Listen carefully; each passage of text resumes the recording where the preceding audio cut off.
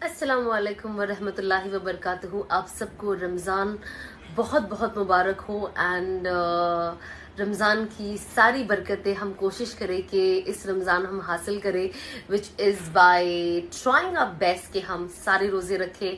सबसे इम्पोर्टेंट कुरान की खूब खूब खूब तिलावत करें और हो सके तो कोशिश करें कि एटलीस्ट इफ़ नॉट पूरा कुछ एटलीस्ट हम एक सफ़ा तर्जुमे के साथ पढ़े, ताकि कुरान हमारे अंदर उतरे, कुरान का मैसेज हमारे अंदर उतरे। एंड यस, ये महीना मगफिरत वाला है। यही वो महीना है जब मूसा अलैहिस्सलाम, दाऊद अलैहिस्सलाम, ईसा अलैहिस्सलाम और हमारे प्यारे नबी सल्लल्लाहु अलैहि वसल्लम पे आसमानी किताबें उतरी थी। तो ये बहुत बरकतों वाला महीना है।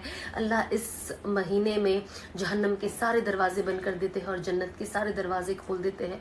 तो हम कोशिश करें कि हम अपने अमाल को, अपनी इबादतों को इतना स्ट्रांग बनाए कि हम इस तरीके से हो जाए कि अल्लाह कहे कि मेरा बंदा जो गेट से घुसना चाहता है जन्नत, उस गेट से घुस जा और अपनी जिंदगी को चेंज करने का, तब्दील करने का ये मौका जाने ना दे। अस्सलाम वालेकुम।